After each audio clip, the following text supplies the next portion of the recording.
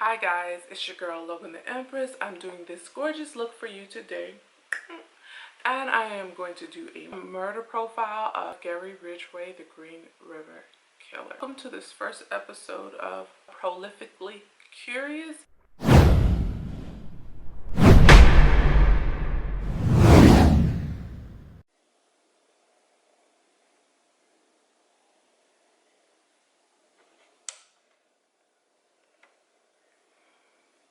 Hi guys, it's your girl Logan the Empress here, and I'm going to be doing my makeup full face natural look. And as I do this natural look, I'm going to do a true crime story. I got this idea from Bailey Cesarean. So I wanted to do like a little bit of a news report and me doing my makeup at the same time. And so who I wanted to report on is one of the most prolific serial killers in American history, who is Gary Ridgway, and you probably know him as the Green River Killer. I'm using my milk primer today, so let's get started. So Huda Beauty, and I got this from Sephora, and it's called Nutmeg. Gary Ridgway was a white American male that got away with killing. It's approximated to say that he killed 70 women, which is, Ted Bundy is said to kill like 28, maybe 40, you know, because of course some of the murders are unreported. So whatever they admit to doing, it's always much more. But Gary Ridgway was like killing more than Ted Bundy. And as a matter of fact, during the investigation into the Green River Killer, Ted Bundy tried to help the FBI. Oh my God, can you see this? It's just like almost like really my skin tone, my skin color, whatever. Anyways, Ted Bundy tried to help the FBI to actually find the Green River Killer, but the only way that he would be able to help, the only way that he was going to be able to help them find the Green River Killer is a stay of execution. And if you don't know nothing about Florida, which I am from Florida, we are not having that, honey. If your day comes up, it's going to take Jesus. And I do mean Jesus to walk on water and come save you. Because Florida is like really about their death penalty, period. Florida love killing them some people. You know? We do. So Gary Ridgway has like a basic family, but he always said he had a mom, he had a dad. He really wasn't abused. The only thing that he said, he really felt like his mom didn't love him, his mom didn't have time for him. So that was quote unquote his abuse. He wasn't a smart person, according to reports. You know, I don't know him personally, obviously, like fuck, no. But he wasn't a smart person. He graduated from high school at the age of fucking 20, you hear me? So I mean, reports say he wasn't a smart person, and I kind of like, I'm gonna go along with that, because when you graduate high school at the age of 20, you're like, they're like, you know what, just whatever, just get this degree and go. And then as a kid, he was known for killing small animals. Small animal alert. If a person has an issue with killing small animals, hurting small animals, the FBI will tell you that this person is going to have problems later on in life. They're very, very suspect to be a serial killer, to hurt people, to hurt multiple people, because they're like experimenting. Gary Ridgway joined the Navy. When he joined the Navy, he had sex with prostitutes. It was like during Vietnam. And one of the prostitutes, or some of the prostitutes, gave him like gonorrhea, chlamydia, something curable. It wasn't syphilis, but gave him like gonorrhea, chlamydia. Okay, you had sex with a prostitute and they gave you gonorrhea, chlamydia. You know, like, it's curable. So this would begin his hatreds of prostitutes. Then while he was away. He was married, and his wife then left him to move with 2 men and then started prostituting, thus furthering his hatred for a prostitute, so says he. So then he comes back home and he gets married for a second time. And that second wife leaves him because he's too controlling. And he said, I just wanted her to be my mom. And I wanted her to stay home and I wanted her to clean up. And when she wouldn't clean up, he like slapped her. And so the police came for domestic violence. She was like, no, honey, I'm not with that life. I'm not about that life. So then she leaves him. So Gary was married 3 times. The first 2 marriages really didn't work out. The third marriage worked out until, you know, he got caught being a serial killer. So with his first marriage, well, actually all of his marriage, all of his wives would reported that he had an insatiable sexual appetite. Like he just loved having sex. And like it was, he would do, he would want to go have sex in the woods. He would tie his wife up. Both of the wives reported like him tying him up. But the first wife reported that Gary would come home late. He would come home with his clothes like disheveled, really not like kept well. And she would ask him what happened and he would never answer her. And he would just like go off to bed. And so during this time, Gary was obviously murdering women. There became task force after all these women were being found. And the task force really started with these 2 kids who were walking, and they were walking on the river, and they were playing, and they thought it was just like some tennis shoes. And so they went over, they saw tennis shoes and like a book bag or a jacket. And they went over, and one of the kids was going to like mess with the tennis shoes, or maybe he thought he found like a new pair of tennis shoes. And then his friend stopped him, and he was like, "Stop!" And of course he's like, "What?" And he looks down, and you can see the woman's hair waving in the stream of water, and you know, of course that messed them up for the rest of their lives because that's not, you know, typical. This starts the initiation of the task force when they find this woman. So slowly they would find more women. Some they would find corpses. Some they would find skeletal remains. Well, Gary was out literally slaying the town. And he would prefer to hurt young kids, as young as 13 and 14 years old. And one of the worst ones, all of them are bad, obviously. He murdered an 8-month pregnant woman.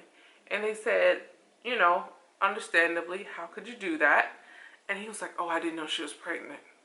Obviously, you know, like an obvious lie. I don't know what pleasure he took from that. A woman that is 8 months pregnant is huge. It is very noticeable with that freaking belly you're toting around.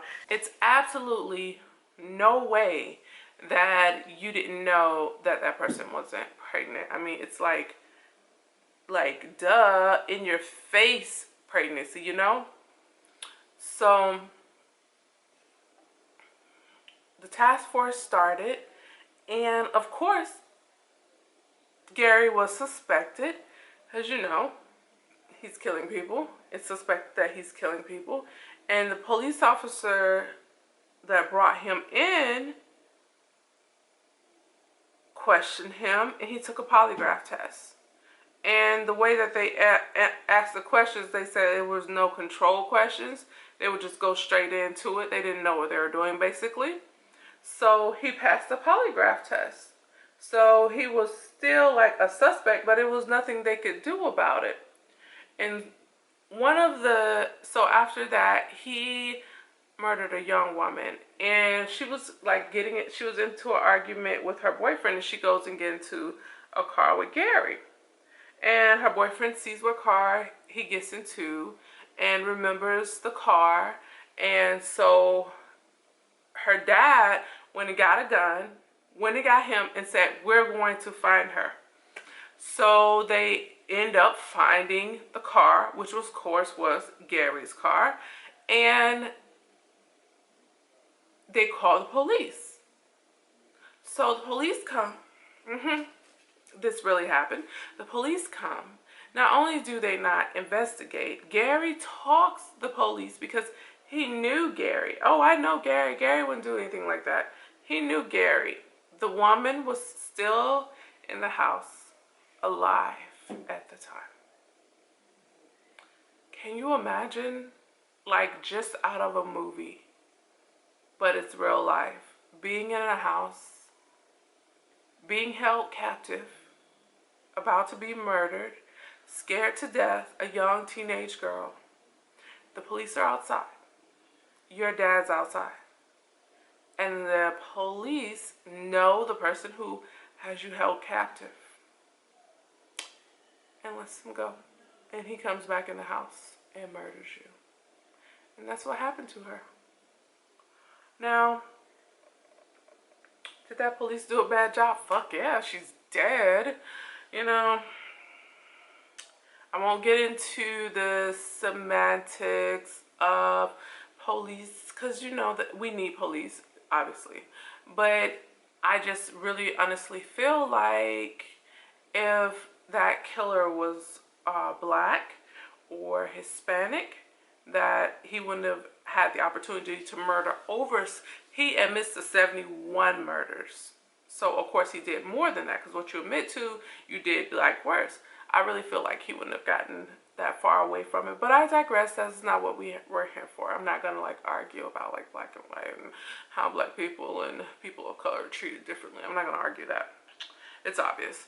So, the scary thing about Gary for me is Gary was an unusual serial killer. He didn't fit the bill in the sense that majority of the serial killers, they murder within their race. Gary did not give two fucks. Not two fucks, not two fucks. Gary didn't care if you were black, white, Hispanic, whatever. If you were a young girl, young prostitute, if you would get into the car with him, he, you know, it was game on. And so for one of the girls he murdered, he remembered vividly, he took great pleasure, and this was just so fucking disgusting. He held her by her neck, and he would choke her. And then, of course, she was fighting like hell. Like, fighting so much, she actually broke her arm fighting him off. Gary tells this story about this mother who he was dating. Not just like, she's not a prostitute, okay? He's dating her. So he's dating a mother and they're having sex. And she just went through like a divorce, or she was going through a divorce. So she was taking care of her child by herself, or she was trying to take care of her child by herself. So she says, you know, come on, let's do our thing, but I'm going to have to go to work. And so they get into it. And I guess Gary was like not finishing fast enough. And she asked him to, you know, hurry up so she can be to work on time. And he killed her because she wanted to get to work on time. I mean, the madness. And he was crying, telling the story like he was whatever remorseful is in his book, because, you know, obviously real remorse is when you don't do it again, or maybe you do it again but not at the frequency at which he was going. Like, he was going to town. I mean, I don't want to use that word. So he was crying and he was upset, but he wasn't crying for her, he was crying for himself. And he was crying saying that he murdered her because he felt like she didn't have time for him, and that really hurt his feelings. So because she hurt his feelings, he had to, of course, kill her. And he had this unnatural obsession with his mother. He wed himself when he was 13, until he was 13 years old, so his mother would base him. she would wash his genitals. Which, I mean, at 13, that's old to be washing a kid's genitals. But at 13, that's old to be peeing in the bed too. So all of that is not normal. But because she's washing his genitals, he thought her of a sexual nature, which, maybe at a certain age you should not be washing his genitals. But she's probably not even thinking of it that way because she's his mom. She's been washing his privates ever since he was a baby, like she's not even thinking of it that way. And the only person that made it dirty was him and maybe other people, but your mom is just taking care of you. So because his mom was taking care of him, he saw that as sexual. I mean, I don't know. I can't rationalize. Like, none of this is rational. That's what makes it so curious and so interesting, because it's not normal.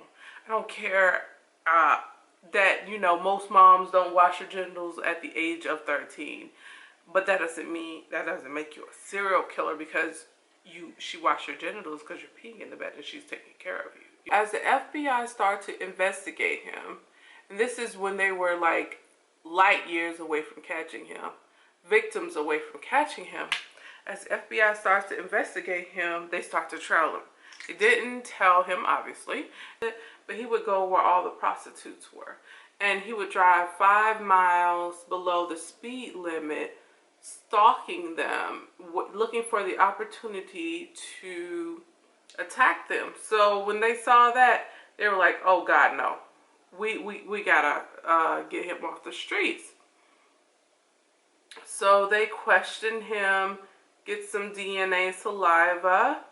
And the way they did it was very archaic back then. What they would do is they would have you put your mouth on like a napkin or some stupid shit like that, where they would take your saliva that way. They wouldn't, which I don't know why they wouldn't just have you like spit into a vial. Of course, I'm not there to ask them that, but I would just think that would be a better way of collecting a bunch. But it was so, the test, the DNA testing that they had, they didn't have any DNA from the girls.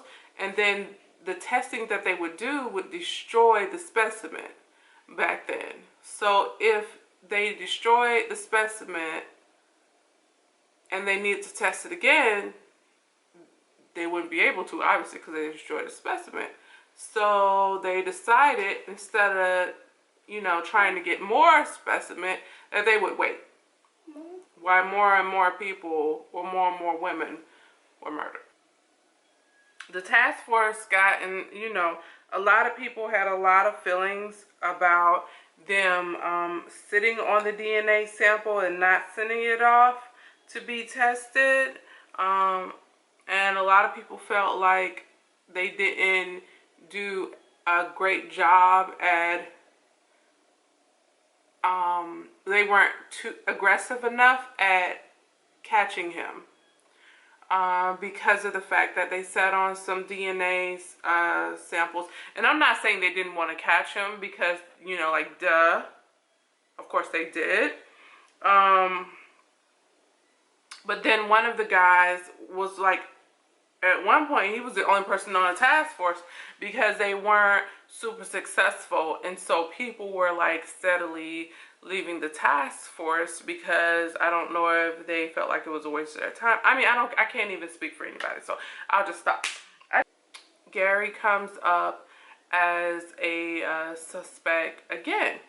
After Gary Ridgway was arrested, this at the time he was arrested. He had a girlfriend, which went on to be his third wife. So when he was arrested, some of the people in the town said, no, we're not having anything to do with this, right? And then since that, they're saying we're not going to have anything to do with you. So some of the people in the town completely stopped talking to him. They would not associate with him in any way whatsoever. And then there were some people that said, oh, we're not going to do him like that. That's what happened. oh, we're not going to do him like that. We are going to continue to support Gary, the serial killer. We're going to continue to support him. We know that the police questioned him for murdering numerous women, but we're going to continue to support him. Which, you know, I'm not saying they're wrong for that, because you know what? I'm not even going to get into that. So they decided they're going to continue to support him. His girlfriend, ex-wife, decided she was going to continue in her support of him. So they got married at one of the neighbors' house. They had a nice little quaint wedding. And then he stopped for 6 months to a year. That's it. That's all she got. 6 months to a year, he completely stopped. He didn't do any murdery and no raping. I don't know. I can't remember if he still was seeing prostitutes, but he said, you know, he really loved Judith. That was the name of his wife, I think I remember correctly.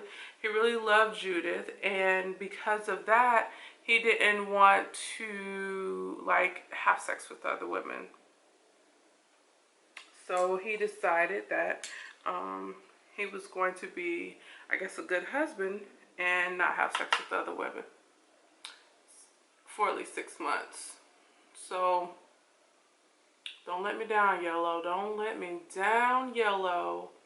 Yellow sometimes can be very, very tricky, and it's letting me down. Yellow, don't do this to me, bitch.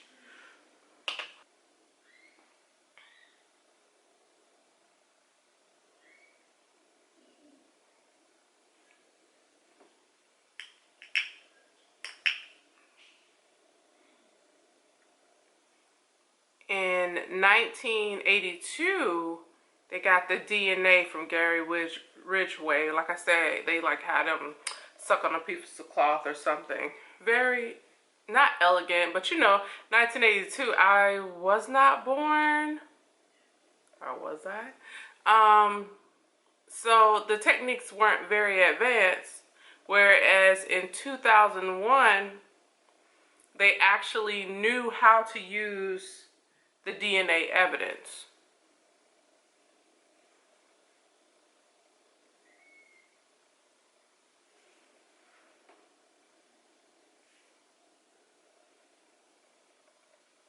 Just hold on 1 second, just gotta make sure this is right.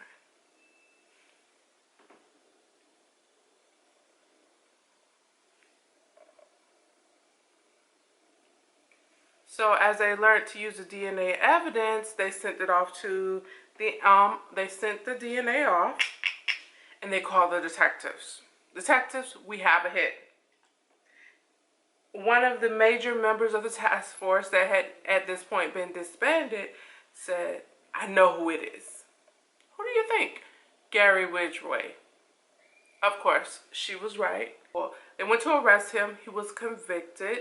Or he actually confessed, and he said, I will confess if you take the death penalty off the table. So he confessed not only to the 49 murders that they suspected him of doing, he also confessed to 71 more. 71 murders total.